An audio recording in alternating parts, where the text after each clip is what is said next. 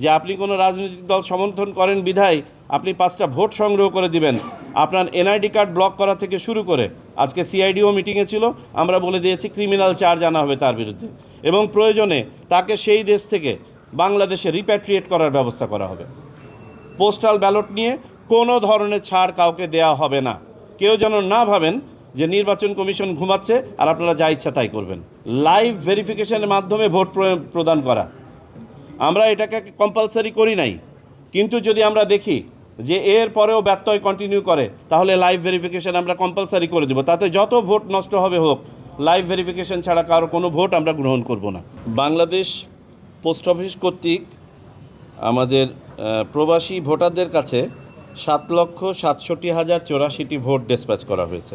এর মধ্যে ট্রানজিটে আছে 59,584টি ব্যালট। যে দেশে প্রেরণ করা হয়েছে এগুলো, সেই দেশে পৌঁছে গেছে 7,07,500টি ব্যালট। ব্যক্তি ভোটার হাতে পেয়ে গেছেন এই সংখ্যাটা হচ্ছে 1,40,873।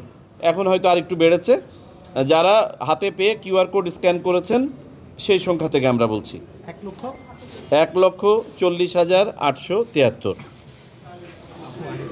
আনফর্চুনেটলি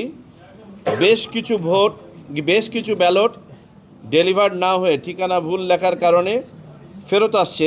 ইতিমধ্যে ফেরত এসেছে 4,521টা ব্যালট আনডেলিভার্ড। এগুলো আর কিছু করার নাই। মূলত এগুলো ফেরত আসছে মালয়েশিয়া থেকে, বেশিরভাগ এসছে মালয়েশিয়া থেকে। 4,521টি ব্যালট ফেরত এসেছে আনডেলিভার্ড। আর সেকেন্ড হাইয়েস্ট আসছে ইটালি থেকে। আমরা মিশনগুলোকেও বলেছি যাতে এই ইয়েটা আরেকটু কমানো যায় কি না উদ্যোগ নাও। মালয়েশিয়ার বাস্তবতাটা কি ওটা পরে বলছি আমি। দেশের ভিতরে ভোটের জন্য এখনও পর্যন্ত আমাদের কোনো ডিসপ্যাচ হয় নাই। এই ডিসপ্যাচটা হবে আপনার 21 তারিখের পরে, প্রতীক বরাদ্দ হওয়ার পরে, চূড়ান্ত ভোটার তালিকা প্রকাশ হওয়ার পরে। আচ্ছা, আর একটা বিষয় আপনাদের বোঝার জন্য বলি, আমাদের বিশেষ করে লেবার ইন্টেন্সিভ যে ডেস্টিনেশনগুলো আছে মিডল ইস্টে মূলত এবং মালয়েশিয়ায়, সেখানে আমাদের অনেক কয়েকজন ভোটার একই ঠিকানায় থাকেন। আমাদের বাংলাদেশি ভাইয়েরা খুব অল্প পরিসরে থাকেন এবং তাদের ইন্ডিভিজুয়াল কোনো অ্যাড্রেস নাই, যে কারণে আমাদের 2 জন ভোটার একটা অ্যাড্রেস ব্যবহার করেছেন। এই সংখ্যাটা হচ্ছে 1,71,680 জন। 5 জন পর্যন্ত ভোটার একটা অ্যাড্রেস ব্যবহার করেছেন 95,816 জন।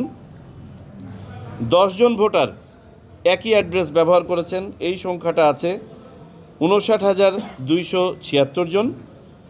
20 জন ভোটার একই অ্যাড্রেস ব্যবহার করেছেন, এই সংখ্যাটা আছে 38,109 জন। 50 জন ভোটার পর্যন্ত, মানে 20 থেকে 50 আর কি, একই অ্যাড্রেস ব্যবহার করেছেন, এই সংখ্যাটা হচ্ছেন 21,915 জন। এবং আপ টু 100 বা তার 100-র উপরে একই অ্যাড্রেস ব্যবহার করেছেন 14,891 জন। আচ্ছা, বাস্তবতা হচ্ছে ইনারা যে স্বল্প পরিসরে থাকেন ওখানে তাদের নিজস্ব কোনো অ্যাড্রেস নাই। এই ক্ষেত্রে তারা হয় কোনো পোস্ট বক্স বা নিকটস্থ কোনো দোকান বা কোনো ফ্যাসিলিটির অ্যাড্রেস ব্যবহার করেছেন যেখানে মেইল ডেলিভার করা যায় এবং যেখানে তারা পেয়ে থাকেন। এখন আমাদের সামনে কতগুলো সোশ্যাল মিডিয়ার মাধ্যমে ভিডিও ক্লিপ সামনে এসছে, যেগুলো নির্বাচন কমিশন অত্যন্ত সিরিয়াসলি দেখেছে। আপনারা হয়তো দেখেছেন কোনো রাজনৈতিক দলও ইতিমধ্যে এটার ব্যাপারে কিছু প্রতিক্রিয়া দিয়েছেন। আমরা এই ব্যাপারটার স্বরূপ জানার জন্য সকল এমবাসির সাথে আজকে কথা বলেছি। এরকম আমরা 3টা জায়গার ভিডিও ক্লিপের এভিডেন্স পেয়েছি, কিন্তু এই এভিডেন্সে কোথাও কোনো ব্যত্যয় হয়েছে মর্মে এখন পর্যন্ত কোনো প্রমাণ পাওয়া যায় নাই। তো ডেস্টিনেশনগুলো একটা ছিল বাহরাইনে গত 11 তারিখে এরকম একটা ভিডিও, যেখানে এই যে গ্রুপ ডিস্ট্রিবিউশনের ক্ষেত্রে এটা পাওয়া গিয়েছিল।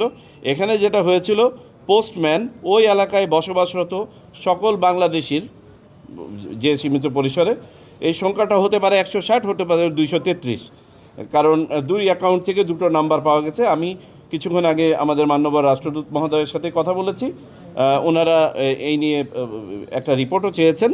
ওনারা বাহরাইন পোস্টকে একটা নোট ভার্বালও দিয়েছেন। সেই নোট ভার্বালে ওনারা উত্তর চেয়েছেন যে এটা কেন হলো। তবে পরবর্তীতে তার ম্যাক্সিমাম ব্যালটই আবার এমবাসিতে ফেরত এনে বাহরাইন পোস্টকে দিয়ে দেওয়া হয়েছে এবং বলা হয়েছে ইন্ডিভিজুয়াল ভোটারের কাছে পৌঁছাতে। আচ্ছা, এখন বাহরাইন পোস্ট যেটা করবে, তাদের একটা পদ্ধতি আছে, সেটাকে তারা বলে সিপিআর, যেটা আমাদের ন্যাশনাল আইডি কার্ড ইকুইভ্যালেন্ট। সেই সিপিআর না দেখানো পর্যন্ত কারো কাছে কোনো ব্যালট দিবে না। তাতে প্রয়োজনে সেই ব্যালট যদি বাংলাদেশে আনডেলিভার্ড ফেরত আসে, কিছু করার নাই, কারণ আমরা ইলেকট্রাল ইন্টিগ্রিটিটাকে নষ্ট হতে দিতে পারি না। সৌদি আরবে আমরা কথা বলেছি, সৌদি আরবে এই ধরনের কোনো ঘটনা ঘটে নাই এখন পর্যন্ত।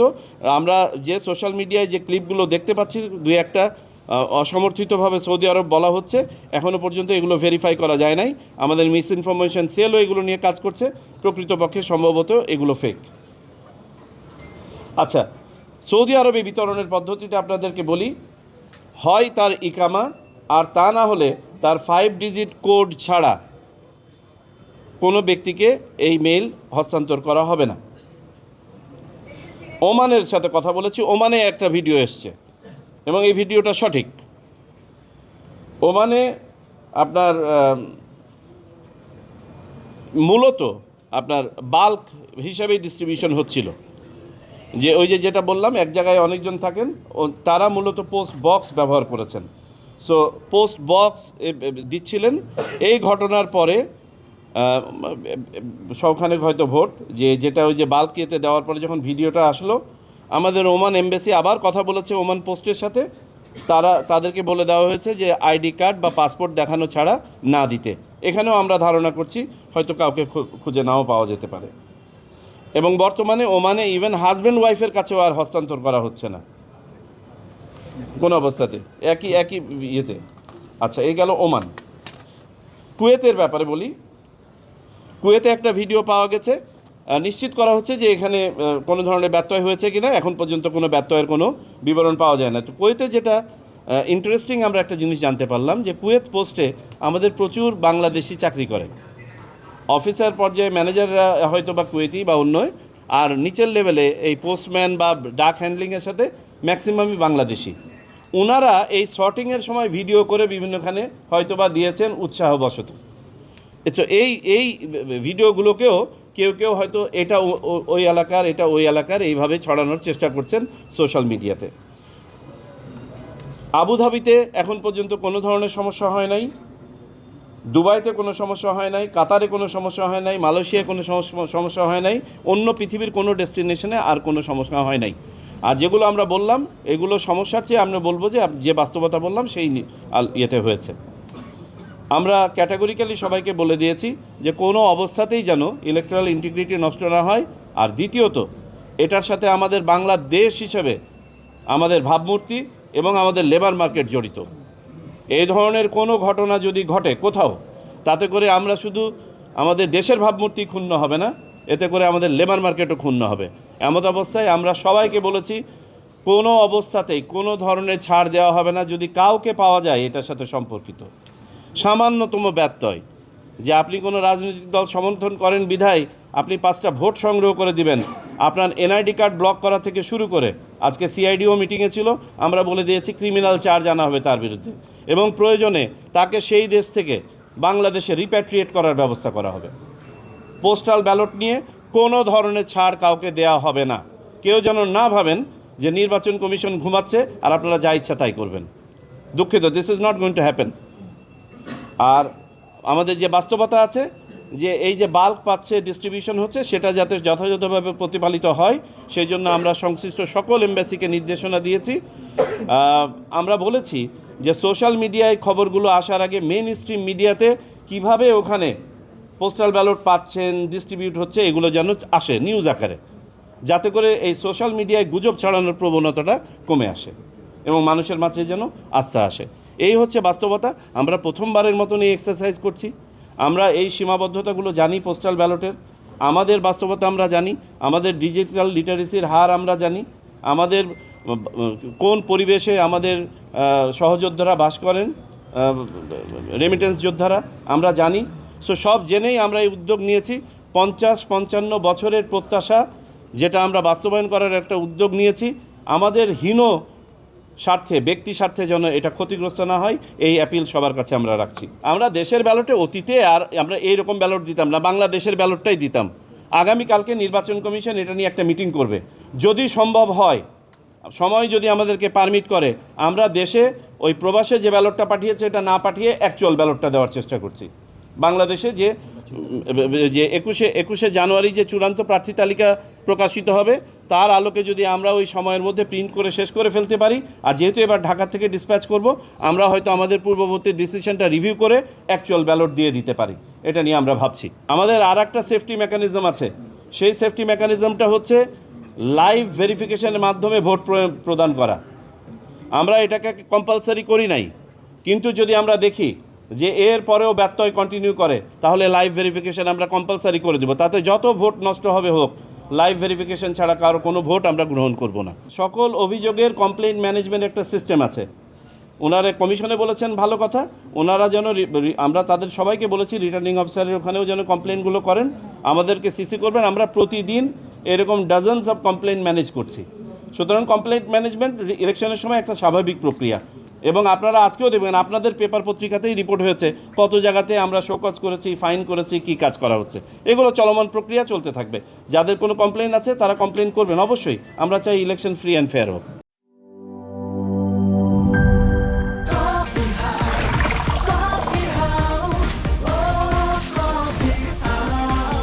কফি হাউস, প্রতি চুমুকে আড্ডা জমে।